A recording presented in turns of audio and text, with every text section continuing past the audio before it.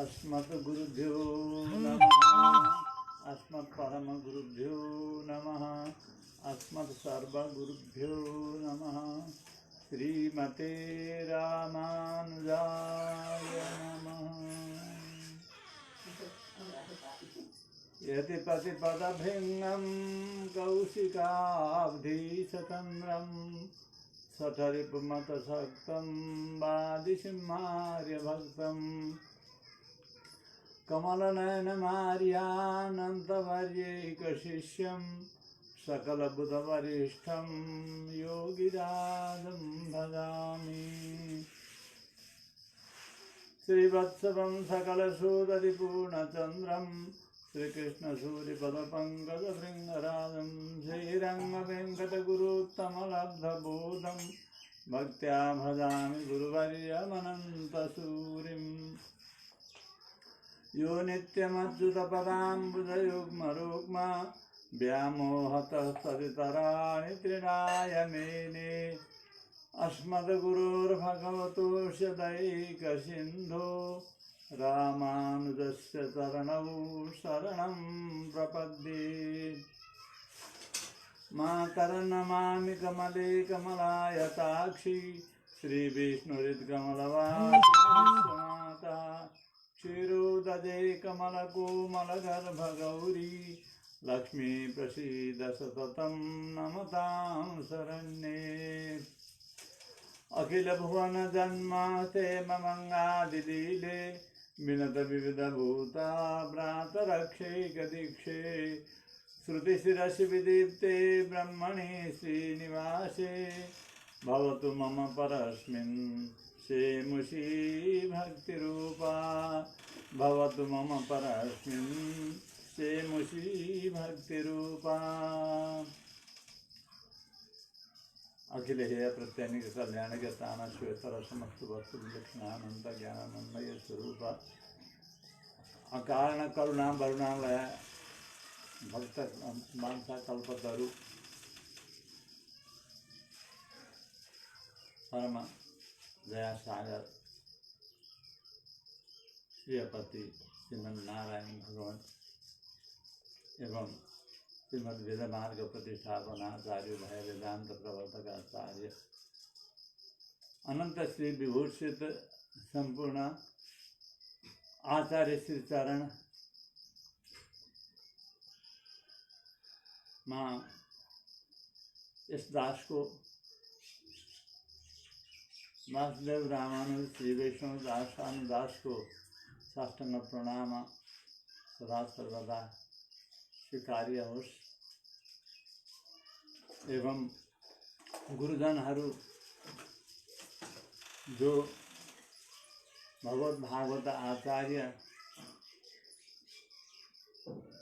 र आफ्नो स्वरूपलाई संरक्षण गर्दै पालना गर्दै श्रद्धा भक्ति के साथ में वेदांत सत्संग में सदा तल्लीन हुने गुरुजनहरू र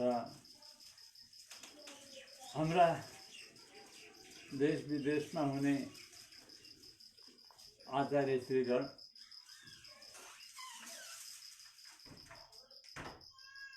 श्री दामोदर स्वामी जी महाराज एवं अन्य आचार्य श्री चरणहरू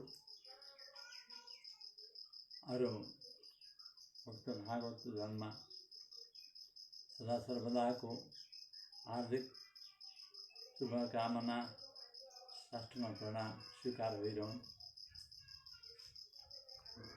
र देश विदेश में विभिन्न देश में विभिन्न परिस्थिति में आफ्नो जीवन यापन गर्दै गरेका जति पनि भक्त भागवतहरू हुनुहुन्छ सम्पूर्ण सज्जन वृन्दहरू नेपाली या संज्ञाले गणना हुने जति पनि बन्धुहरू हुनुहुन्छ दिदीबहिनी आमा दाजुभाइहरू हुनुहुन्छ र अरू पनि सम्पूर्ण सज्जन वृन्दहरू जो हुनुहुन्छ सबैको प्रति मेरो आत्मीय वन्दना पुगोस् र यहाँहरूका समक्षमा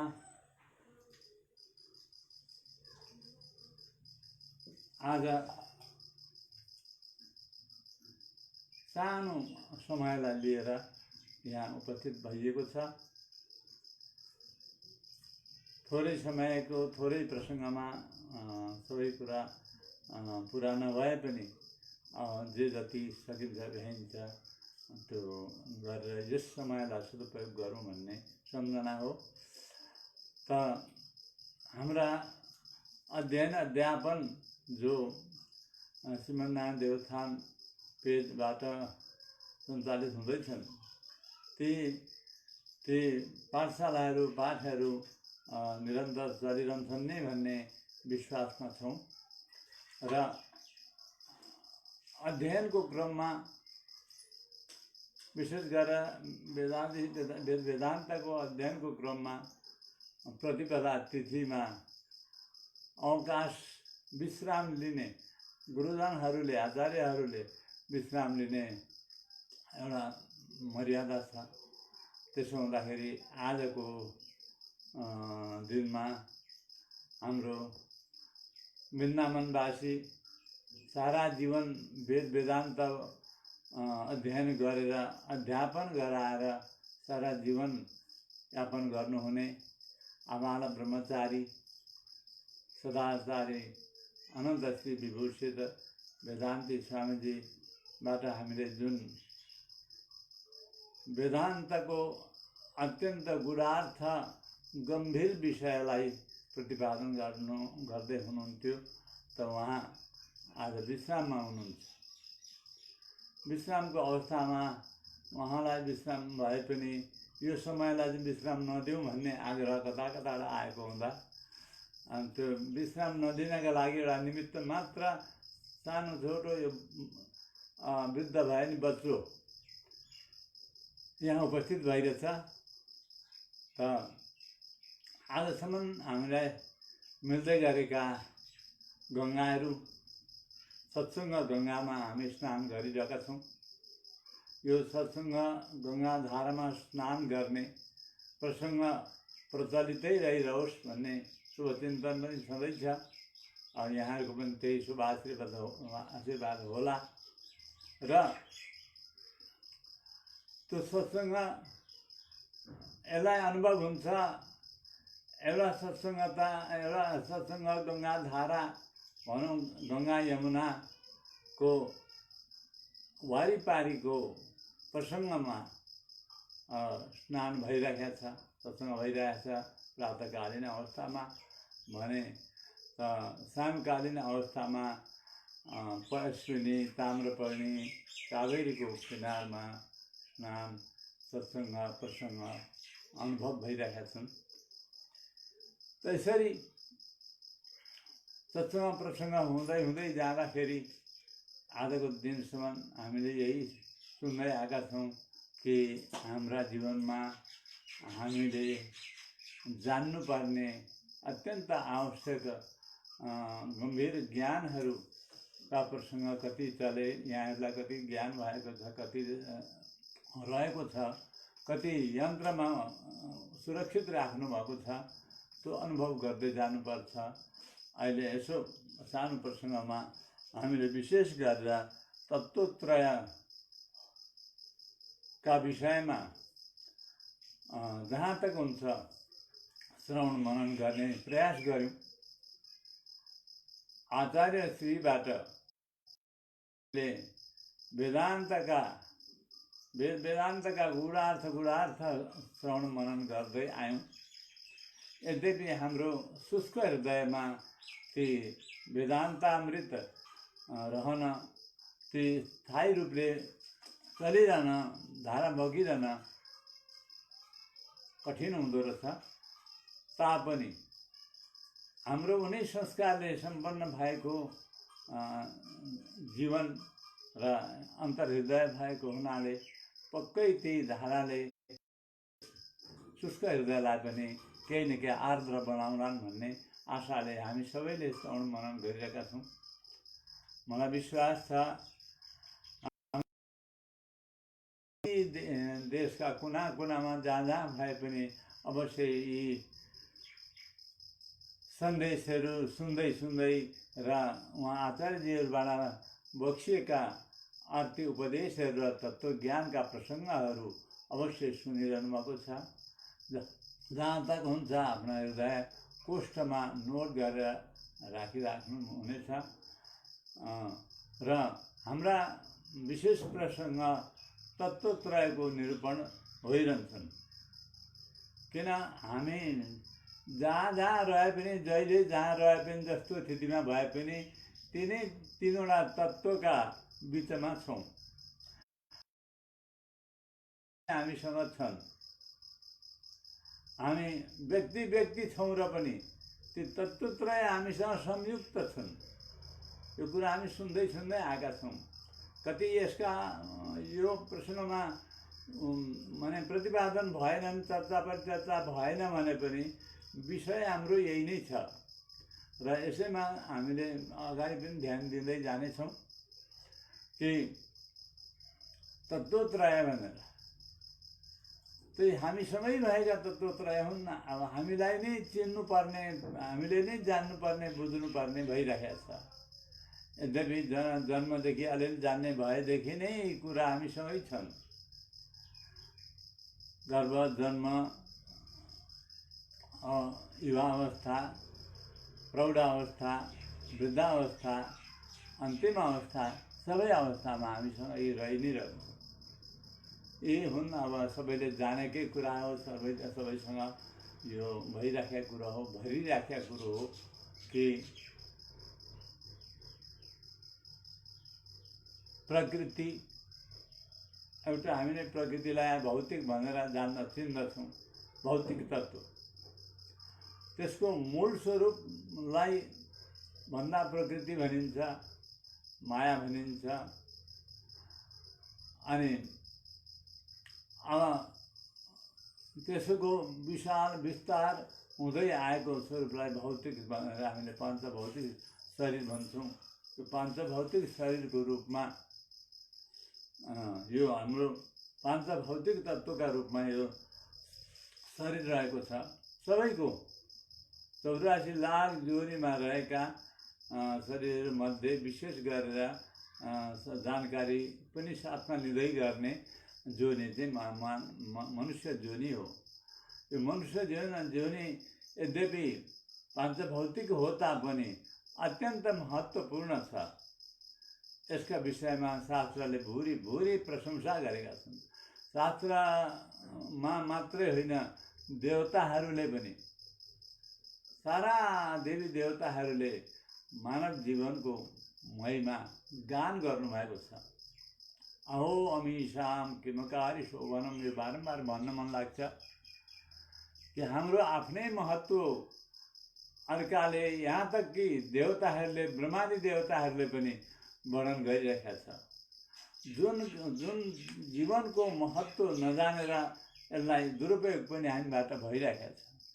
यी दुरुपयोग हुनु भनेको यो भौतिक तत्त्वभित्र रहनेवाला यसको अभिभावक, यसको गार्जियन जो आत्मतत्त्व छ, दोस्रो आत्मतत्त्व छ, यसलाई साह्रो पर्छ। पछि गएर अहिले त अस्तव्यस्त मस्त हुन्छ, जीवन बित्दै जान्छ। मै खाऊँ मै लाऊँ, सुख सहेर मौजमा गरौँ, अरू सबै मरुन् दुर्लभहरू भन्ने मनस्थिति पनि हुन्छ। तर त्यसको फलस्वरूप पछि गएर भयङ्कर दुःख, दारिद्र्य आदि रोग र तुच्छ जीवनका परिस्थिति सबै उपभोग गर्नुपर्ने हुन्छ। बाध्यतावश भोग गर्नै पर्ने हुन्छ। त्यसो हुँदाखेरि त्यो भौतिक तत्त्वको उपभोग गर्नेवाला जो आत्मतत्त्व छ, जसलाई दोस्रो तत्त्व सम्झ्यौँ हामीले, यता भौतिकपट्टिबाट जाँदाखेरि दोस्रो सम्झ्यौँ, आत्मतत्त्व जो भनिन्छ, जसको स्वस्वरूप पनि भनिन्छ, आत्माको स्वरूप भन्ने बुझ्नुपर्दछ। आत्माको स्वरूप हो, त्यो नित्य वस्तु हो, निर्मल हो, परिशुद्ध मणि जस्तो स्वरूप हो, तर नित्य छ, निर्मल ज्ञान स्वरूप छ। मणिमा ज्ञान छैन, चेतना छैन, ऊ जड वस्तु हो। तर अरू हामीले जति पनि ठुला ठुला वस्तु जानेका छौँ, हिरा मोती आदि गरेका वस्तु जानेका छौँ, ती सबै नै जड वस्तु हुन्। तिनीहरूमा माया मोह केही पनि छैन, अहङ्कार पनि छैन, ममकार पनि छैन। त यिनीहरू हामीले सदुपयोग गरिने वस्तु हुन्। त्यसो हुँदा उनीहरूलाई कुनै प्रकारको त्यहाँ भरे आपत्ति आउने कुरा छैन। आपद विपद भन्ने कुरो उनीहरू जान्दैनन्, त्यो एक ज्ञानै छैन। आपद विपद आउँछ कि सुख शान्ति आउँछ, आउनुपर्छ, त्यो यही भौतिक शरीरको गार्जियनलाई आउँछ। भौतिक शरीरको गार्जियन आत्मालाई यी कुरा सबै आउँछन्। यदि यस जीवनलाई सदुपयोग गरेको छ भने अवश्य यसले सुख शान्ति उपलब्ध गर्न सक्छ। यदि यस जीवनलाई सदुपयोग गर्न सकेन, सन्मार्गमा लान सकेन, कुमार्गमा कर्म गरो, कुभोजन गरो भने अवश्य यस गार्जियनले नराम्रा नराम्रा गतिविधिलाई उपभोग गर्नुपर्ने हुन्छ। दुःख धेरै ठुला ठुला कष्ट, भयङ्कर जन्म जरा मरण आदि दुःख बार बार सहिरहनु पर्ने हुन्छ, जसलाई पुनरपि जननम पुनरपि मरणम पुनरपि जननी जठरे शयनम भनेर शास्त्रले बारम्बार ठाउँ ठाउँमा चर्चा परिचर्चा चलाएको छ, ताकि काहीँ न काहीँको वर्णन देखेर सुनेर बुझेर सावधान रहन् यी भौतिक तत्त्वका गार्जियनहरू भनेर यो निर्देशन भइरहन्छ। तर पनि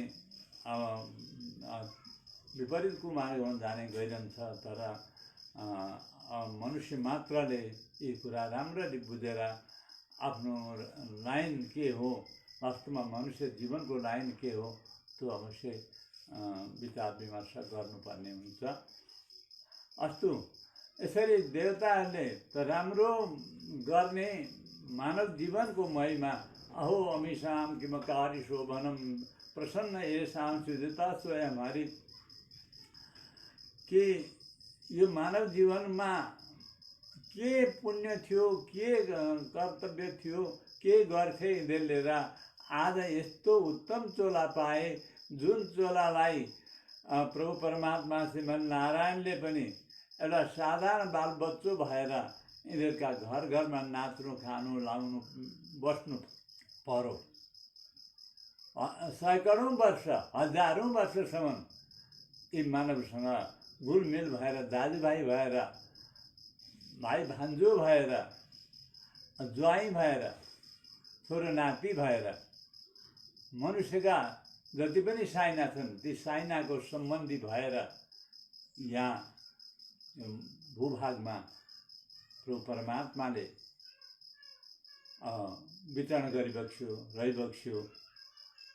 यी कुरा त यहाँहरू सबै हामी सबैलाई बार बार हाम्रा कर्णगोचरमा परेका कुराहरू। त्यस्तो मानव जीवन हो जसका लागि ब्रह्माजीले पनि प्रशंसा गर्नुहुन्छ। अहो भाग्यम अहो भाग्यम, यता देवताहरूले पनि अहो भाग्यम भन्नुहुन्छ। ब्रह्माजी स्वयं चारै मुखबाट हाम्रो महिमा गाउनुहुन्छ। अहो भाग्यम अहो भाग्यम अहो भाग्यम ब्रजौकसम। यी ब्रजवासीहरूले विशेष गरेर त्यहाँ तोकिएको छ के चाहिँ पुण्य महत्त्वपूर्ण कर्म गरेछन्, जसले गर्दा यन्मित्रम परमानन्दम पूर्णम ब्रह्म सनातनम पूर्ण ब्रह्म परमात्मा श्रीमन नारायण एष नारायण श्रीमान श्रीराम निकेतन नागपर्यंग मुसृज्य यागत मथुरामपुरी। साक्षात भगवान श्रीमन नारायण लक्ष्मीपति आफ्नो दिव्य ऐश्वर्य आनन्दलाई एक प्रकार निज लोकम परित्याग गरेर यो यहाँको हिलो धुलो धुवामा भएर मस्त सबै बालगोपालसँग यहाँका नरनारीसँग घुलमिल गरेर रहन रहर लाग्यो र आनन्दका साथ कसैले प्रेमले दियो भने दियो, दिएन भने अलिकति चौर्य प्रक्रिया पनि योग पनि गरेर ती भक्तहरूले बनाएर राखेको वस्तु यति स्वादिलो मिठो लाग्थ्यो कि उहाँले बाध्य भएर साथीहरूलाई सहितै आफूले पनि आनन्द लिनुहुन्थ्यो। लादी मखानमा धेरै उहाँको दृष्टि जान्थ्यो। अस्तु, यो मानव जीवनको महिमा हो। त्यस्तो मानव जीवन यिनै भौतिक शरीरमा बसेर त्यस्तो भगवानको प्यारो जीवन भयो। त्यो शरीरको साथै त्यहाँ रहने आत्मा गार्जियनको यो महिमा हो। त्यसो हुँदाखेरि यिनै कुरालाई अनुभव गरून् भन्ने सोचेर होला हाम्रा आचार्यहरूले, बेलुकाको आचार्यहरूले पनि कति दुःख गरेर हामीलाई वृद्ध अवस्थामा, अवकाश प्राप्त अवस्थामा, विश्रामको अवस्थामा यो कृपा गरिरहनु भएको छ, तत्त्वत्रयको निरूपण गरिरहनु भएको छ र हामीलाई त्यो बुझाउन प्रयास गरिरहनु भएको छ। त्यस्तै अब बिहानको समयमा पनि त्यसरी नै वृद्धै आचार्य हुनुहुन्छ अथवा जसरी भए पनि दुःख गरेर भ्याएर हामीलाई त्यो उपदेश गर्दै हुनुहुन्छ। त अब यस विषयमा वेद वेदान्तै हामीलाई निर्देशन गर्नुहुन्छ। त्यही वेद वेदान्तको माध्यमबाट आचार्यजी श्रीमुखबाट हामीले यो उपदेश सुन्दैछौँ कि तत्त्वत्रयमा हामीले दुईवटाको यसो चर्चा गऱ्यौँ। भौतिक तत्त्व जसलाई प्राकृतिक तत्त्व पनि भनिन्छ, त प्राकृतिक तत्त्वबाट नै हुँदै हुँदै 24 तत्त्वले यो संयुक्त भएको, सङ्गठित भएको यो शरीर एउटा तत्त्व हो भने त यसलाई प्राकृतिक तत्त्व भनिन्छ। त्यस्तै यो प्राकृतिक तत्त्वमा रमाउँदै रहने अथवा दुःख सुख भोगेर रहने गार्जियन यो शरीरको, यो प्राकृतिक शरीरको गार्जियन आत्मा हो। आत्मा तत्त्व अविनाशी भनिहाल्यो, अविनाशी छ। यो शरीर नाशवान छ। अहिलेको भरे केही निश्चय छैन। निश्वासे नै विश्वास हो, कदा रुद्धो भविष्यति। निश्वासे नै विश्वासः कदा रुद्धो भविष्यति। कहिले उँधो बाहिर आउँछ कि भित्र जान्छ कि, अथवा कहिले भित्रबाट बाहिर निस्किँदैन कि, अथवा बाहिर गएको भित्र आउँदैन कि, केही विश्वास छैन। त्यति क्षणिक छ। यद्यपि 100 वर्षको आयुलाई पूर्णाङ्क दिएको छ भगवानले। मानव जीवन 100 वर्षको हो, अवधिको हो भनेको छ। तर त्यो 100 वर्षभित्र पनि यसको आउने जाने कोही ठेगान हुँदैन, निश्चय हुँदैन। त्यसो हुँदाखेरि यसको भरोसा भएन, जीवनको भरोसा भएन। यस्तो भरोसा नभए पनि महत्त्वपूर्ण भएको हुनाले यसमा रहन्जेलीमा हामीले योभन्दा दिगो वस्तु प्राप्त गर्ने प्रयास गर्नुपर्दछ। दिगो वस्तु प्राप्त गर्ने प्रयास गर्नुपर्दछ भनेर यिनै शास्त्र भगवानले भन्नुहुन्छ। वेदादि शास्त्र भगवानले भन्नुहुन्छ। द्वा सुपर्णा सयुजा सखाया समानं वृक्षं परिषस्वदाते एकश्चान्यो पिप्पलं स्वादिवर्ती अनश्नन्यो विचाकशीति। प्रभु, यो तत्त्वत्रय संयुक्त यो वेदान्तका वाक्य हुन्। द्वा सुपर्णा सयुजा सखाया। हामी तत्त्वत्रय भन्दै थियौँ, कहाँ छन् त भन्ने कुरा गर्दाखेरि हामी सँगै छन् भनियो। त हामी सँगै भएको कुराको यहाँ यसो चर्चा गर्दैछु कि द्वा सुपर्णा सयुजा सखाया समानं वृक्षम। समानं वृक्षम, एउटै वृक्षमा बसेर खाएर पिएर सुतेर बसेर जसरी भए पनि एउटै वृक्षमा दुईजना सुपर्ण हो, अत्यन्त सुन्दर सुनपङ्खी बस्नुभएको छ। सुनपङ्खी बस्नुभएको छ। यो भन्छन्, कसैले भन्छन्, ए उडिजाने पङ्खी कहिले उड्छ, के गर्छ थाहा छैन त भन्छन्। साँच्चै नै त्यो वेदान्तको शब्द हो त्यो त स्वर्णपङ्खी भनेको छ। यिनीहरू त्यही वृक्षमा बस्छन्, तर एउटा पङ्खी चाहिँ त्यहाँ भएका फल सोरसार खान्छ, सोरसार खाइरहन्छ अनि मग्न बस्छ। अर्को पङ्खी बिचरा केही त्यहाँको पात फुल फल केही खाँदैनन्, पलाएर बसिरहन्छ। त्यो साथी पक्षीले खाएको लाएको बसेको खुसी मानेको हेर्छन्। उसका प्रत्येक जीवनका कदम कदम हेरेको हुन्छ, नोट गरेको हुन्छ कि यसले यस वृक्षमा बसेर अत्यन्त सुन्दर 9 हाँगा भएको वृक्षमा बसेर के गर्छ आफ्नो आयुभरि, त्यो सबै कुरा गणना गरे हुन्छ। बडा जानकार, बडा सिपालु, बडा बाठो टाठो र ऊ जस्तै अर्को पङ्खी जस्तै रूपमा बसेर त्यहाँ अनुभव गर्नुहुन्छ। हे भगवान्, अब यिनको पछिल्लो गति कस्तो होला? बास बस्ने त्यो वृक्षमा, गर्ने कमाउने खाने कता कता हो के हो भन्न सकिँदैन। त्यो रुखको फल खान्छ भनेको छ। त्यो रुखको फल भनेको प्रारब्ध कर्मका फल हुन्। प्रारब्ध कर्म भनेको पूर्व जन्ममा गरेका कर्म हुन्। पूर्व जन्ममा के कर्म गरियो त्यो सबै एक एक गरेर लिखितमपि ललाटे प्रोज्झितुं समर्थ भनेको छ। हाम्रा शरीर, खुन, इन्द्रिय सारा शरीरमा, सारा जीवनमा त्यो लेखिएको हुन्छ। विशेष गरेर ललाटमा भनेको छ। मुख्य मुख्य कुरो ललाटमा लेखिएको छ। त्यो लेखे अनुसार जीवनमा उपभोग गर्दै जान्छ। यदि त्यो लेखेको अनुसार चल्दा चल्दै पनि अलिकति त्यस जीवनको अधिकार अनुसार, मानव जीवनको अधिकार अनुसार, आफ्नो जन्मको कर्तव्य अधिकार अनुसार यदि प्रयास गर्छ, राम्रो सङ्गत गरेर, राम्रो वस्तुको उपयोग गरेर, राम्रो वस्तुबाट आफ्नो जीवनयापन गर्ने प्रयास गर्छ भने त्यही सँगै हुने पक्षी, अर्को साथी पक्षीले सहायता गर्दछ। धर्म विरुद्ध भूतेषु कामोस्मि भरतर्षभ।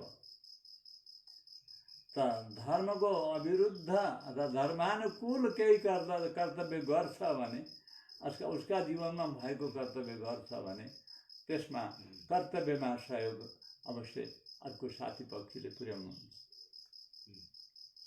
यसै गर्दै गर्दै उसले जीवनयापन गर्दछ।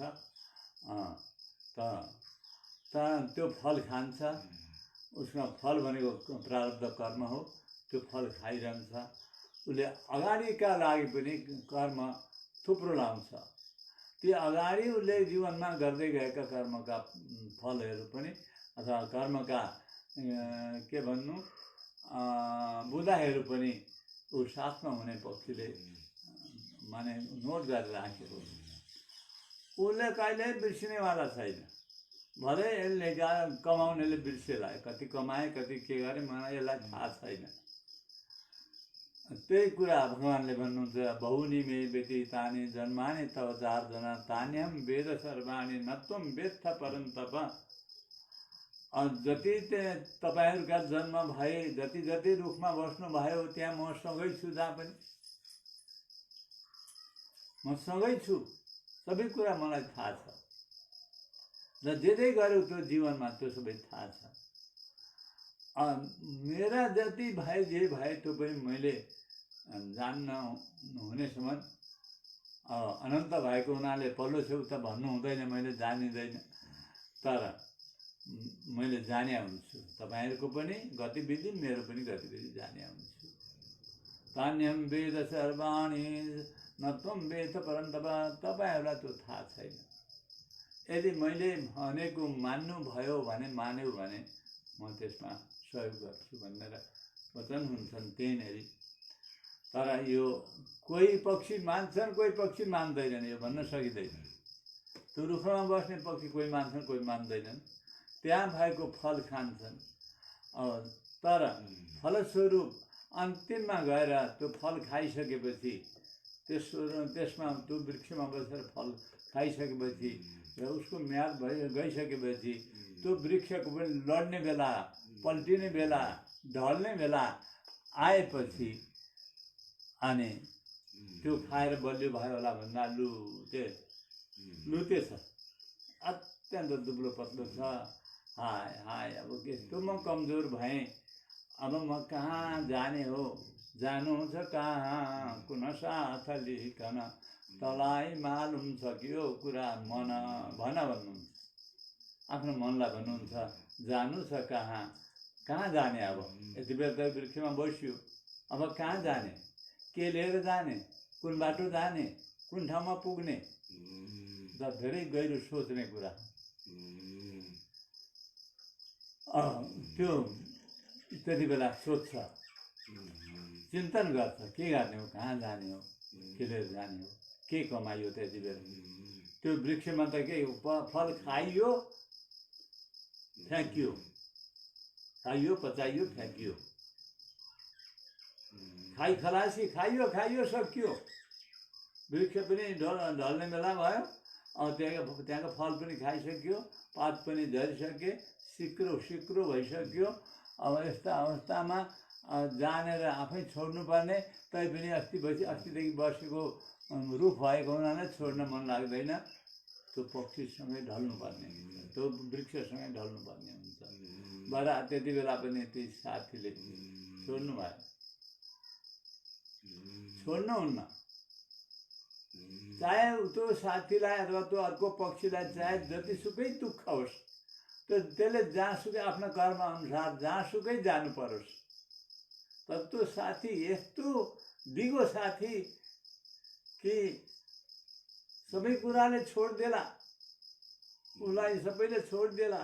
उसको आमा बालबच्चा कति त्यति बेला छोडिदिन्छन्, सबैले छोडिदिन्छन् सबै कुरा। अब त्यो वृक्षले छोडिदिने भयो, वृक्षले छोडिदिने भयो। आँगा बिगा पात पतिङ्गा त्यसका जे थिए सबै झर्ने भए, नष्ट हुने भए, डढेर पल्टेर सडेर गलेर सकिने भयो। नाङ्गै हुन्छ, नाङ्गै हुन्छ।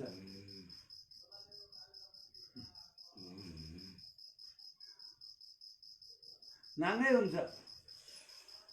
अनि त्यति बेला उसको उही चिन्तन हुन्छ कहाँ जाने, के गर्ने भन्ने।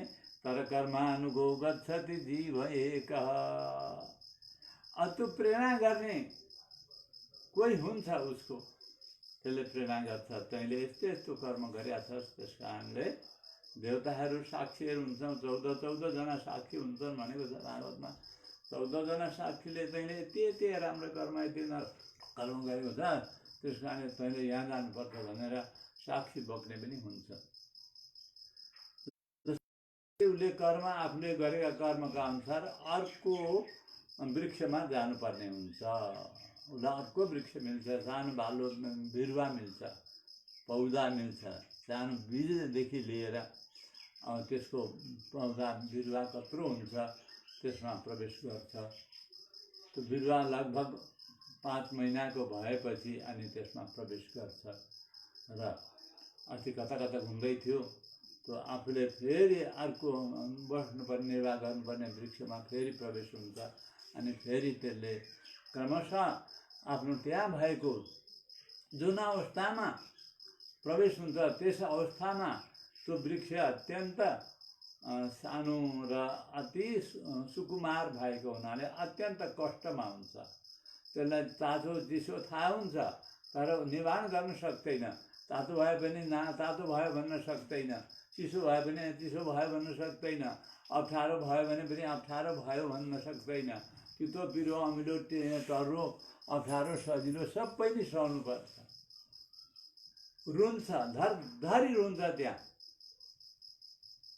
त्यो रोएको कसले देख्ने त? देख्नेवालाको कोही हुँदैन, कोही साथी हुन्छ। ऊ अस्ति जुन पक्षी साथी थियो, जुन पक्षी आफ्नो साथीका रूपमा थिए, तिनै पक्षी, स्वर्ण पक्षी त्यहाँ हुन्छन्। अनि उहाँले नै त्यो सबै कुरा सुन्नुहुन्छ, देख्नुहुन्छ। उहाँलाई त्यति बेला चाहिँ चिन्छ भने छ, त्यति बेला चाहिँ चिन्छ र हो साथी मलाई यहाँबाट बाहिर निकालिदिएर कस्तो हुन्थ्यो, बाहिर त म गरी खान्थेँ नि, केही गर्थेँ भनेर बाहिर निस्किने प्रयास गर्छ, बिन्ती गर्छ। त्यो साथी सदाको साक्षी साथी, साक्षी पनि साथी पनि, कहिले नछोड्ने साथीले सल्लाह दिनुहुन्छ, ल छिटै अब निकाल्ने प्रयास पनि गर्नुपर्छ भनेर सल्लाह दिन्छन्। अनि त्यस्तै गर्दै गर्दै अर्को वृक्षमा बस्दै त्यता हजारौँ लाखौँ करोडौँ वृक्षमा बस्दै सारा संसारमा जहिलेसम्म रहन्छ तहिलेसम्म दुःख भोग्दै रहन्छ। तर कहिल्यै पनि त्यहाँबाट छुट्टी पाउने अथवा सुखको ठाउँ पाउने, सुखका वृक्ष पाउने, सुखको फल पाउने प्रयास गर्दैन पनि र पाउँदैन पनि। त्यसो हुँदाखेरि त्यसमाथि दया माया गर्ने भनेको कुनै जन्मका आमा बाबाले गर्दैन। नहीं माता पिता बन्धु जगत साथी कोई तेरा, जिसे तू अपना समझा है सरासर वो भी झूठा है। इसलिए हरि भजने का मौका है, हरि गुण गा यह मौका भी अनोखा है, यह मौका भी अनोखा है। त्यतिखेर अर्को केही उपाय हुँदैन। कोही साथी भाइ इष्ट मित्र डर जिनिस केही हुँदैन, कोही हुँदैन। एक्लो जीवन फगत हुन्छ, दुःख मात्रै हुन्छ। त्यो दयादेखि त्यो दुःख देखेर उनै साथी पक्षीले त्यो सबै कुरा दुष्कर्मका साक्षी भए तापनि उमाथि छुट्टै दया गरेर त्यहाँ निकाल्ने प्रयास गर्नुहुन्छ। उनले पनि भन्या हुन्छन् कि मलाई यहाँ निकालिदिनु भयो भने म बाहिर निस्केर चाहिँ हजुरकै चरणमा शरण पर्छु र हजुरकै सेवा सहयोग गर्छु, सबै थोकको सेवा शुश्रूषा गर्छु र म धन्य बन्छु। अबदेखि कहिले पनि म यस्तो गर्ने छुइनँ भनेर कानमा गोर्खे लौरी भन्छन्। त्यो यताउँदो थाहा छ कि छैन, पुराना बुढापाकालाई हुन्छ। गोर्खे लौरी लाए जस्तो स्थितिमा गर्भासनमा बसेको हुन्छ, त्यो वृक्षको भित्र बसेको हुन्छ, त्यहाँ बाहिर निस्किनु पर्छ। त्यति बेला बल्ल उनी करुणालय प्रभु परमात्मा पक्षी स्वरूपबाट कृपा हुन्छ, दया हुन्छ। अनि त्यो सबै खुल्छन्, ती गोर्खे लौरीहरू सबै खुल्छन्, हात खुल्छन्, गोडा खुल्छन्, जिउ सोझो हुन्छ। अनि क्रमशः त्यो बिरुवा बुट्टा अवस्थाबाट बाहिर निस्किन्छ। अस्तु, त्यसलाई हामीले अल्प रूपमा चर्चा गऱ्यौँ। भन्नुको मतलब त्यसरी बाहिर निस्किन्छु भनेर प्रतिज्ञा गरेपछि 7 महिनादेखि ती बालकहरू बाहिर निस्किन्छन्। त्यसको मतलब उनी हार्दिक साथी, हृदयमा बस्ने, त्यो वृक्षमा बस्ने, वृक्ष स्वरूप जीवनमा बस्ने प्रभु परमात्मा पक्षी जो हुनुहुन्छ, उहाँकै दया मायाले बाहिर आएर अनि उहाँले नै सबै कुरा देख्नु हेर्नुहुन्छ। तर बाहिर निस्किने बित्तिकै संसारका हावाले छोएर, कुनै दूषित हावा माने वायुले छोएर ऊ फेरि भित्रको कुरा सबै बिर्सिन्छ। कहाँ भनेर रुन थाल्दछ। त्यतिखेर जन्मिने बित्तिकैको बालक जो हुनुहुन्छ त्यसले वास्तवमा आत्तिएर हो, प्रभु परमात्माले भित्र साक्षात् दर्शन दिएर यति ज्ञान प्रदान गरिबसेको थियो। उनै पक्षी भनौँ, अब कुनै जन्ममा एउटा साक्षात् भगवानको रूपमा अथवा मान्छेका जन्ममा आएपछि भगवानकै स्वरूपबाट दर्शन दिनुहुन्छ, जसलाई अन्तर्यामी प्रभु परमात्मा भनिन्छ। उहाँले साक्षात् दर्शन दिनुहुन्छ र उहाँलाई त्यही आत्मालाई आज्ञा दिनुहुन्छ, प्रेरणा गर्नुहुन्छ, त्यो बाहिर आउने व्यवस्था गर्नुहुन्छ। त्यो उसको प्रतिज्ञालाई मनमा राख्नुहुन्छ कि म हजुरको चरणमा शरण पर्छु भनेर प्रतिज्ञा गरेको थियो उसले गर्भावस्थामा। त्यो प्रतिज्ञालाई प्रभु परमात्माले सम्झिराखेका हुन्छ र उसलाई बाहिर गर्नुहुन्छ। बाहिर निस्केपछि कहाँ कहाँ भन्छ, रुन थाल्छ। त्यतिकै संसारमा त्यो शिशु अवस्थामा कति प्रकारका दुःख हुन्छन्। त्यो दुःख सहँदा उसलाई सारा त्यो विस्मरण हुन्छ, बिर्सिन्छ र दुःख पाउँछ। अनि बल्ल बल्ल जसरी तसरी आमा ज्ञानी छन् भने त, धेरै अनुभवी छन् भने, दयालु छन् भने, होसियार छन् भने केही न केही सेवा चाकर गरे हुन्छ। नभए विषमारमै अत्यन्त दुःख एउटा कीटाणुकै रूपमा भने काठको सेतो किरो हुन्छ ठुलो, जसलाई भन्छन् त्यस्तै नाम भन्छन्, त्यस्तो किरो हुन्छ। त्यसमा कमिलाले पनि कमिलाले पनि घेरेको हुन्छ। अरू जीव जन्तुहरूले पनि त्यसलाई हेर्छन्, तर ऊ केही गर्न सक्दैन। हेर्दा ठुलो बडो छ, भयङ्कर छ, तर लडे पनि ती किरा कमिला मर्दैनन्, किनभने कोमल शरीर छ उसको। अति कोमल भएको हुनाले किरादीले टोकिन्छ। जसरी अवस्थामा टोकिन्थ्यो किराले 9 महिना तक घोर कष्ट सहँदै किरादीले टोकिँदै भनेको छ, तर टोकिन्थ्यो। बाहिर निस्केर त्यही स्थिति भयो। खुम्ले किरालाई जसरी किराले खान्छन्, कमिलाले खान्छन्, त्यस्तै प्रकारले शिशु अवस्थामा विभिन्न प्रकारका क्षणका दुःखले अत्यन्त व्यस्त भएर करुण क्रन्दन गर्छ, रुन्छ। बालानाम रोदनम बलम। रुनुदेखि अर्थ केही उपाय छैन, बोली छैन, अरू विशेष ज्ञान छैन। त्यस्तो अवस्था उसले जीवनयापन गर्दै गर्दै ठुलो हुन्छ। अस्ति भित्र कबुल गरेका कुराहरू सबै बिर्सियो, सबै बिर्सियो। अब त के भन्छ, आज ठुलो भएर ईश्वर हम भोगी शुद्धो हम बलवान सुखी को न्यस्ति सदृशो मया ढ्योभिजनवान अस्मि। मै धनी हूँ, मै मानी हूँ, मै ठुलो हूँ, मै गतिल हूँ, मै बलियो छु, मेरा समान अन्य अरू को छ होला र भन्ने थाल्दछ। ईश्वर हो मै भयो। अस्ति चाहिँ ईश्वर त्यहाँ बस्ने, भित्र बस्ने साथी पक्षीलाई, अब पक्षीले दया माया गरेर राम्रो स्वरूप आफ्नो भगवत स्वरूप दर्शन गराएको बेला जो भन्थ्यो ती सबै कुरा बिर्स्यो।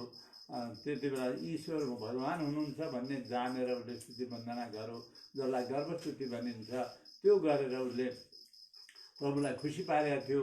आज ती सबै कुरा बिर्सेर आफै ईश्वर हम भोगी भन्छ, म ईश्वर हुँ भन्छ। अलिकति एउटा जुकाले खायो भने, मच्छरले खायो भने पनि अर्कैसँग सहारा माग्छ। डाक्टर वैद्यका जानु पर्यो, सुई लाउनु पर्यो, कति दिनको औषधि सेवन गर्नु पर्यो। सामान्य कष्ट हुँदाखेरि पनि अर्काको सहारा लिनुपर्छ, लिन चाहिँ। तर भन्न चाहिँ ईश्वर हम भन्छ। ईश्वर भनेको त अर्काले कसैले गर्न नसकेका काम गर्नेवाला, कसैले बनाउन नसकेको बनाउनेवाला, सबैभन्दा जान्नेवाला, सबैभन्दा अत्यन्त विद्वान, विज्ञ, यो ज्ञान विज्ञानले सम्पन्न व्यक्ति हुन्छ। ज्ञान विज्ञानले सम्पन्न अजर अमर छ भने मात्रै ईश्वर हो। जुन ईश्वरमा पुरा पूर्ण हुन्छन्, ज्ञान, बल, ऐश्वर्य, वीर्य, शक्ति, तेज परिपूर्ण रूपले हुन्छ। परिपूर्ण ज्ञान, परिपूर्ण ऐश्वर्य, परिपूर्ण तेज, परिपूर्ण बल, वीर्य, जो कुनै पनि कम्ती नहुने अनन्त बल, वीर्य, शक्ति, तेजले परिपूर्ण जो व्यक्ति हुनुहुन्छ अथवा जो देवता हुनुहुन्छ, ऊ व्यक्ति ईश्वर हो भनिहाल्छ। ऊ व्यक्तिलाई ईश्वर भनिन्छ। तर अब त्यो आमाको गर्भमा निस्केर ठुलो लाठे भन्छन्, एउटा लाठो लिएर घुम्ने, कोही पड्किने लाठा हुन्छ, कोही भाँचिने लाठा हुन्छन्, त्यस्तै लाठा बोकेर हिँड्ने भएपछि अनि त्यहाँबाट म ईश्वर हुँ भन्न थालिन्छ। त्यस्तो अत्यन्त कफल्लो कमजोरी भौतिक वस्तुको सङ्गठनलाई, अब सङ्ग्रहलाई, संस्थानलाई, त्यसलाई संस्थान भनिन्छ। 24वटा वस्तु मिलाएर बनाएको त्यो शरीरलाई संस्थान भनिन्छ। यो संस्थानको भर परेर अनि ईश्वरलाई बिर्सेर मै ईश्वर हुँ भनिन्छ। यो कुरा वेदान्तले अथवा वेदले त्यति राम्रो मान्दैनन्। त्यस्तै वेदीय भगवान् प्रभु परमात्मालाई पनि मिठो लाग्दैन। साँचो सत्य कुरो होइन, अहिलेको अहिले सक्दैन। त्यसो हुँदै हुँदै पनि हजारौँ वर्ष, लाखौँ वर्ष अथवा अजर अमर भए पनि त एउटा सन्तोष हुन्थ्यो, दीर्घायु रहेछ, चिरायु रहेछ भनेर सन्तोष हुन्थ्यो। जेभए मैले दुःख गरेर बनाएको मानव जीवन यति उत्तम रहेछ, यति दिगो बनेछ भनेर विधातालाई पनि सन्तोष हुन्थ्यो भने आज त्यो त छैन। फेरि निश्वासै नै विश्वास छ। फेरि उसमा निश्वास छ, विश्वास त्यो श्वासको विश्वास छैन। त्यसो हुँदाखेरि यस्तो जीवनमा यदि प्रभु परमात्मा परतत्व, अब हामीले तत्त्वत्रयको कुरा गर्दै थियौँ, बेला बेला बिचमा भन्दै पनि जानु पर्यो कि पहिलो तत्त्व हामीसँग भएको, हामीले देखेको, थाम्दा भेटेको, खाँदा स्वाद पाएको, आँखाले देखेको के हो? प्रकृति तत्त्व हो। त्यही प्रकृतिका 24 विभाग बनेर अनि त्यो 24 विभाग जोड्दाखेरि मानवको शरीर भएको। नवद्वारे पुरै देही भने यो जीवन बनो। यसलाई यस्तो उत्तम रत्न लौ बटुलाई पैसै बिना पाइने भनेको छ। अत्यन्त उत्तम रत्न मानिन्छ। र यस उत्तम रत्न जीवनमा रहेर यदि आफ्नो फेरिदेखि दुःख नपाउने, त्यस्तो कच्चा जीवन नपाउने खालको कर्म गर्दैन र यहाँभन्दा अझ माथि नर जीवन छ अहिले भने, यहाँभन्दा माथि अमर जीवन बनाउँदैन भने स आत्महा भनेर भागवत भगवानले भन्छन्। जो बिहान हामीले बिहानको सत्सङ्ग गङ्गामा नुहाउँछौँ, त्यहाँ ती कुरा छन्। त्यो किनारमा सत्सङ्ग गङ्गा यमुनाका किनारमा हुने दिव्य भागवत ग्रन्थमा ती कुरा छन् कि आत्महा, उसले सारा जीवनका आत्मालाई हनन गरो। एउटा मात्रै होइन, कति मानव जीवन धारण गरेर कति खेप जन्मियो, कति खेप मर्यो, त्यो सबै आत्महत्या उसलाई लागेका छन्। त्यो आत्महत्याको प्रायश्चित्त गर्नु छ भने त उसले भगवानका चरणार बिन्दलाई पक्रियोस् भनेर तत्त्वत्रय बताउने भएका शास्त्र वेदान्तहरूले निर्देशन गर्नुहुन्छ कि यो ब्रह्माण्डं विदधाति पूर्वं यो वै वेदांश प्रणोति तस्मै तम आत्मबुद्धि प्रकाशम मुमुक्षुर्वै शरणमहं प्रपद्ये। यो वृक्षमा बस्ने दुईटा पक्षी भन्यो, ये आत्मा र परमात्मा हुन्। वृक्ष प्रकृति भइहाल्यो। वृक्ष यो नपुरे देह भनेर देह भनेको छ, वृक्ष भनेको छ, गेहा भनेको छ। यो शरीरलाई घर पनि भनेको छ, वृक्ष पनि भनेको छ, देह पनि भनेको छ। यो शरीर प्रकृति भयो। आत्मा एक तत्त्व भयो, नित्य तत्त्व, अविनाशी तत्त्व। उसैलाई नित्य सुख चाहिन्छ। वास्तवमा अनित्य सुखमा भर परेर नित्य सुखलाई भुलेको छ। त्यो नित्य सुख चाहने भएको नित्य आत्मा का साथमा परमात्मा एकजना अर्को पक्षी बन्यो। परमात्मा पक्षी हुनुहुन्छ, परमात्मा हुनुहुन्छ, भगवान हुनुहुन्छ, परब्रह्म परमात्मा हुनुहुन्छ, करुणा वर्णलय दयालु हुनुहुन्छ, अत्यन्त सुन्दर स्वरूप छ, सौशील्य वात्सल्य आदि गुणहरू छन्। यस्ता दिव्य मङ्गल विग्रहवान भगवान् उसका साथमा हुनुहुन्छ हुनका लागि, जो शरीरको गार्जियन आत्मा हो उसका साथमा हुनुहुन्छ। यिनै तीनवटा तत्त्वमध्येमा प्रकृति तत्त्वलाई सुख दुःख केही थाहा छैन, जड वस्तु हो। त्यसो हुँदाखेरि त्यो जड वस्तुको गति मुक्तिको चिन्ता गर्नु पनि पहिला छैन, उनलाई पनि चिन्ता छैन, उनलाई दुःख भो पनि छैन, सुख भो पनि छैन। हामीले त्यसको चिन्ता गरिरहनु पर्दैन, यिनलाई दुःख हुन्छ होला भन्ने सोच्नु पनि पर्दैन। बिग्रिन्छ र मलाई खाँचो हुन्छ कि भन्ने सम्झिने मात्रै हो। त ऊ बिग्रेको पनि थाहा छैन उनलाई, सप्रिय पनि थाहा छैन। हामीले भगवान्को सिंहासन बनाएर राख्यौँ भने पनि मलाई जे भयो नि भगवान्लाई विराजमान गराए मेरा शरीरमा भनेर ती काठ खुसी हुँदैनन्। हामीले कहीँ फ्याँकिदियौँ भने पनि हामीलाई यहाँ फ्याँके भनेर ती रुँदैनन् पनि। त्यस्तो प्रकारको जड वस्तु जसलाई प्रकृति भनिन्छ, भौतिक तत्त्व भनिन्छ, त्यस्तो वस्तु हो। तर हाम्रा सुविधाका लागि प्रभु परमात्माले त्यो वस्तुको संरचना गर्नुभएको हो। त्यो अत्यन्त महत्त्वपूर्ण वस्तु छ। त्यसलाई साधन बनाएर आफूले प्राप्त गर्नुपर्ने, साध्य बनाउनु पर्ने र सदा त्यससँग रहनुपर्ने कुरालाई सम्पादन गर्नका लागि शरीर र माध्यम खलु धर्म साधन भनिएको छ। यो आद्य भनेको सर्वश्रेष्ठ जीवनहरूमा सबैभन्दा श्रेष्ठ जीवन मानव जीवन हो। यसलाई हामीले सदुपयोग गर्नुपर्छ भनेर शास्त्र वेद वेदान्तले बार भनेका छन्। अस्तिदेखि हामी यही सुन्दैछौँ। यो प्रकृति हो, माया हो, त्यसमा नअल्झिनु, मायामा आसक्त नहुनु, मायाको मायामा ममता गरेर जुठै पछि दुःख पाउला, त्यसलाई क्षणिक हो भनेर, भौतिक हो, क्षणिक हो भनेर त्यसलाई त्यही अनुसार चिन्नुपर्छ। त्यस्तै म नित्य हुँ, मलाई नित्य सुख शान्ति चाहिन्छ भनेर नित्य सुख शान्तिको खोजी गर्नु।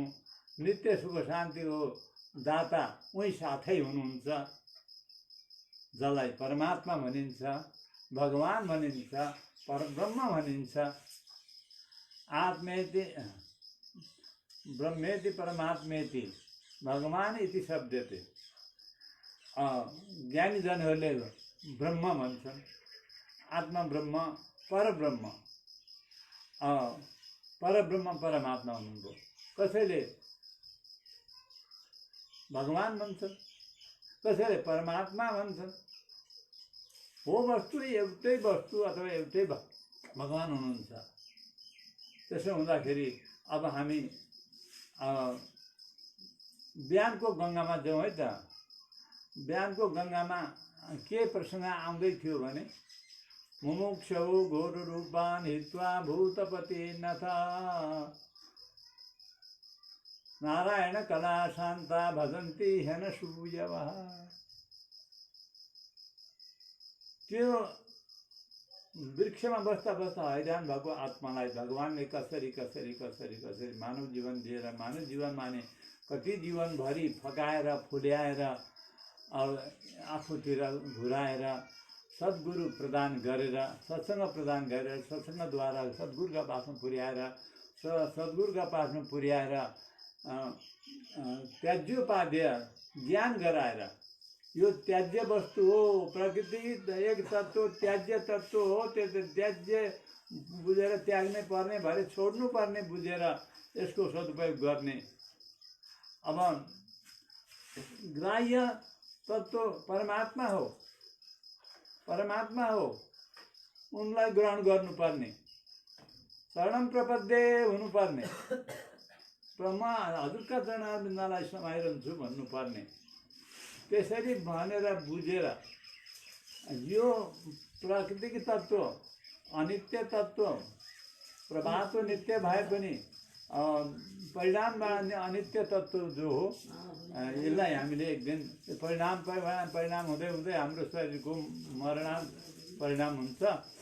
त्यसो हुँदाखेरि यो छोडिने तत्त्व रहेछ, वस्तु रहेछ भनेर यसलाई एकदमै भित्रैदेखि भित्र मनले बुझेर सम्झेर त्यसलाई त्यसरी नै सम्झिने, जीवन हुन्जेली प्रयोग गर्ने, अन्तिममा यसलाई छोडेर अविनाशी सुख शान्ति दाता प्रभु परमात्माका पासमा जाने हो भनेर यो मायाको जालदेखि, जन्जालदेखि र साथै कर्मजालदेखि मुक्त हुने हो। तीनवटा जालमा बाँधिएका छौँ हामीहरू, जेलिएका छौँ तीनवटा जालले। जन्जाल छ, शरीरदेखि लिएर शरीर सम्बन्धी जम्मै जन्जाल। त्यहाँबाट के कर्म गरिएको छ अगाडि पछाडि ती सबै कर्मजाल भए। मायाजाल त संसारलाई ढाकिरहेछ, मायाजालले त छँदै छ, माया ममता। त्यसरी तीनवटा जाल खापिएर भित्र जालमा भित्र परेका हामीलाई त्यहाँमाथि कालसर्प आएर त्यो जालले लगेर पानीमा फ्याँकिदिन्छ, भाव सागरमा फ्याँकिदिन्छ। सागरमा पनि कालसर्प आएर खान्छ। यी भयङ्कर भयङ्कर डर लाग्ने र हामीलाई मार्ने तत्त्वहरू हामीसँगै छन्। त्यस कारणले यीबाट हामी फुत्तै भए पनि कसरी हुन्छ, कसलाई समाएर हुन्छ, कसलाई सहारा लिएर हुन्छ, हामीले अवश्य यो ठाउँ छोड्नुपर्छ। किनभने यो ठाउँ त सपनेमा सुख नआई कहिले पनि सुख हुने ठाउँ रहेनछ। किन 84 लाखमा घुम्दाखेरि कहिल्यै सुख पाइएन। जहिले पनि सपनेमा सुख नआई, सपनामा पनि सुख छैन, भाग्दै गरे हामीन्छ। कहिले काहीँ जन्तुले खेद्दै हुन्छ कि केले खेद्दै हुन्छ, कसले खेद्दै हुन्छ कि के आपत्ति परेको हुन्छ, खोलाले बगाउँदै हुन्छ, काहीँ सर्प आउँदै हुन्छ, जन्तु आउँदै हुन्छ। विभिन्न प्रकारका समस्या सभामा आउँछन्, भाग्नुपर्ने हुन्छ। जीवनमा त आउँछन् त्यस्तो अशान्ति छँदैछ। हरेक प्रकारका दुःख अशान्तिले कहिले कहिले कहिले छोड्दैन। त्यस कारणले यो छोड्नुपर्ने रहेछ भनेर यसलाई छोड्नुपर्ने रहेछ। प्रभु परमात्मा जो यो संसारका अभिनेता हुनुहुन्छ, अभिभावक हुनुहुन्छ, यो संसारको संरक्षक हुनुहुन्छ। यी तीनैवटा तत्त्व अथवा दुईवटा तत्त्वलाई समेटेर सम्हालेर सुरक्षा गरिरहनु भएको छ। ऊ त्यसरी वृक्षमा बसेर आफूले फल खाएर मस्त भयो, उनले नखाइकन हामीलाई रुँगेर बस्नुभयो। त प्रत्येक वृक्षमा बस्दाखेरि स्थिति त्यही हो, रीतिरिवाजै त्यही हो। ऊ खाएर मस्त हुन्छ, त्यहाँका फल खाएर अर्को साथीलाई खाउँ पनि भन्दैन, कतै जाउँ पनि भन्दैन, खाउँ पनि भन्दैन, खाइनस् पनि भन्दैन, केही भन्दैन। आफू खान्छ, बस्छ, खान्छ, बस्छ, मस्त रहन्छ। अन्तिममा सकेपछि अब कहाँ जाने भनेर रुन्छ। त्यस्तै अर्का वृक्षमा बस्दा चाहिँ मलाई सम्झिन्छ कि अर्का वृक्षमा बस्दाखेरि मलाई सम्झिन्छ। कहिले पनि त्यसले केही प्रतीक्षा नगरेर, सोधपुछै नगरेको हुनाले यो दुःख पायो। अब यसले जानेन, अज्ञानले गर्दाखेरि, माया अविद्या अज्ञानले गर्दाखेरि अब यसले यस्तो गरेर मलाई चिनेन। त्यस कारणले म आफै चिनिनु पर्यो भनेर एउटा आयोजना बनाउँदै सत्सङ्ग र सत्सङ्गद्वारा सद्गुरुमा पुर्याइदिएर भगवान् प्रभु परमात्मा जो रक्षा गर्न प्रतिज्ञा गरेर रहनुभएको छ, हर बखत हाम्रो रक्षा गर्नका लागि भगवान् साथमा रहनुहुन्छ। जसलाई करुणा बटुवालाई भनेर महात्मा सज्जनहरूले भन्नुहुन्छ। यति करुणा, यति दया, यति माया छ। त्यसरी जन्ममा जीवनमा कहिले पनि नसोध्ने नखोज्ने साथीलाई हामी पनि त रुँदैनौँ नि त। तर जतिसुकै उसले उपेक्षा गरे पनि, वास्ता नगरे पनि, कहिले पनि नछोडिकन उसको रक्षाको एउटा परिबन्ध मिलाउनका लागि साथमा बसेर रक्षाको परिबन्ध सद्गुरुका पासमा पुर्याउनुहुन्छ। र सद्गुरुद्वारा पञ्च संस्कार अन्तर्गत शरणागति, पञ्च संस्कार अन्तर्गत शरणागति। यो पञ्च संस्कार भन्ने अत्यन्त महत्त्वपूर्ण कुरा छ।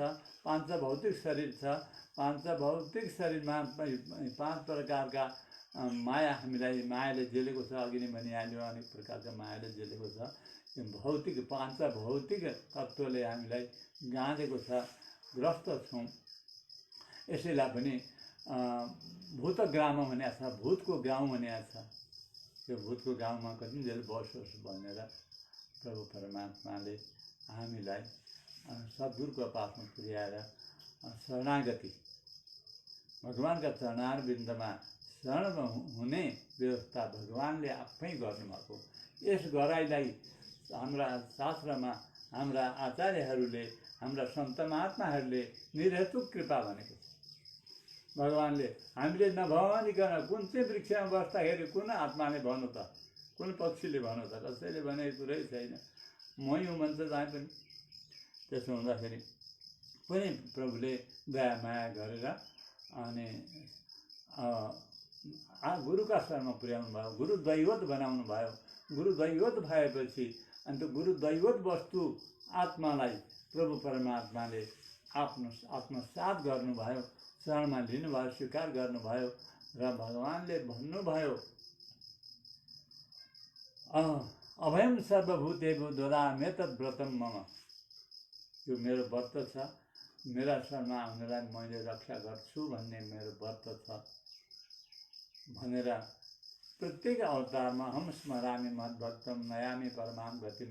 मेरो साँचो भक्त हुन्छ भने, अनन्य भक्त हुन्छ भने, मेरो अव्यभिचारी भक्ति गरेर मलाई सम्झेर रहन्छ भने त्यस्ता मेरा प्यारा भक्तलाई नयामि परमां गतिम, कहिल्यै पनि सुख शान्तिले अशान्तिले दुःख अशान्तिले नछुने ठाउँमा, अघि उसको सम्झाइ थियो सुख शान्ति सदा नित्य सुख शान्ति हुने ठाउँमा जानुपर्ने रहेछ भन्ने ज्ञान आउँछ कि भन्दा भन्दा आएन। त्यहाँ भगवान्ले आफै सोध्दै हुनुहुन्छ यसलाई नित्य सुख शान्ति चाहिएको छ, किनभने यो नित्य आत्मा हो, नित्य आनन्द स्वरूप हो, ज्ञानाश्रय स्वरूप हो, भगवान् परब्रह्म परमात्माको प्यारो वस्तु हो, जसलाई शेष भनिन्छ। अत्यन्त प्यारो वस्तु हो, जसलाई छोड्नै सकिँदैन, जसलाई छोड्नै सक्नुहुन्न, त्यस्तो प्यारो वस्तु भएको हुनाले हामीले कसरी सँगै प्रमाणपत्रहरूसँगै बोकेर हिँड्छौँ, अत्यन्त प्यारो र अत्यन्त आवश्यक भएको हुनाले। त्यसै नै प्रभु परमात्माले सुरक्षाको भार लिनुहुन्छ र भन्नुहुन्छ म तिमीलाई आजसम्म दुःख दिने तत्त्वहरू जे छन् तिनीहरूलाई म चिन्छु, ती दुःख दिने तत्त्वहरूबाट म मुक्त गराइदिन्छु, तिमी सुर्ता नगर भनेर भगवान्ले दोस्रो प्रतिज्ञा गरिबक्स्यो। यो कृष्ण अवतारको प्रतिज्ञा हो।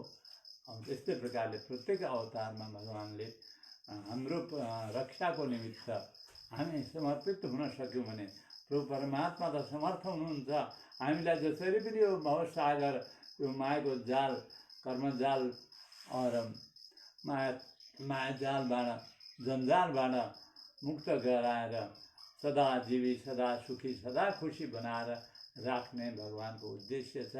त्यो उद्देश्यलाई बुझाउनका निमित्त, चिनाउनका निमित्त हाम्रा दुईजना आचार्य लाग्नुभएको छ। अहिले सत्सङ्गको माध्यमबाट अथवा वेदान्तको माध्यमबाट हामीलाई अहिले अलिअलि चर्चा गरिएका समस्या, 18 समस्याबाट मुक्त गराएर परम सुख शान्ति, सदा जीवी, सदा सुखी भनेर जसलाई भनिन्छ, जसलाई आशीर्वाद दिइन्छ, सदा बसतु वैकुण्ठे सदा दर्शन केशव सदा प्राप्ति देवलोकेषु सदा जीवी सदा सुखी। यदि सदा जीवी सदा सुखी हुन चाहन्छौ भने सदा बसतु वैकुण्ठे भनेर गुरुजनहरूको, मान्यजनहरूको, पूज्यजनहरूको शुभ आशीर्वाद छ। त्यो शुभ आशीर्वाद हाम्रा अहिलेका अध्यापन गर्ने गुरुजनबाट नै हामीलाई प्राप्त भइरहेका छ र हाम्रा भक्त भागवतहरूबाट पनि यी शुभ आशीर्वाद, शुभकामनाहरू अवश्य यहाँ सबैतिर प्रसारित भइरहन्छन् भन्ने शुभकामना गर्दै अब सबै आचार्य चरण र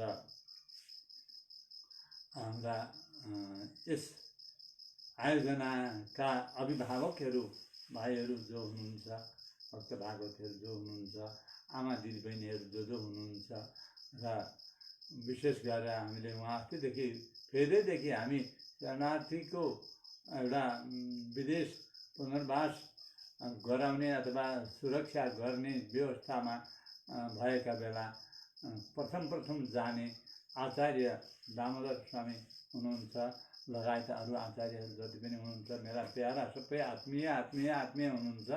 मेरो आत्मा सानो छ, आफ्नो सानो छ, सबै हटाउन गाह्रो हुन्छ होला, साँघुरो हुन्छ होला, र पनि आफ्नामा रहिदिनुहुन्छ भन्ने, रहनु भएको छ भन्ने म शुभचिन्तन पनि गरिरहेकै छु। त्यस्तै मेरा भक्त भागवतहरू यहाँ हुँदाखेरि मैले केही पनि सेवा गर्न सकिनँ। घर घरमा गएर बरु आफैले सेवा लिएँ र घर घरमा बस्यो, सेवा गराइयो, खाइयो पियो बस्यो। मलाई कुनै प्रकारको दुःख हुन दिनु भएन, रक्षा गर्नुभयो। ती सबै भक्त भागवतहरू मेरा त्यति बेला हुने विस्थापित अवस्थामा रहने जो जति हुनुहुन्थ्यो सबैले यसलाई जसरी भए पनि देखाएको छ, चिनेको छ। उहाँहरू सबैका प्रति मेरो सादर सम्झना, वन्दना, शुभकामना रहिरहन्छ। र अब यही नै कुरा भन्दै अब आजको प्रसङ्गलाई यहीँ विश्राम गरौँला। जय जय श्रीमन्नारायण।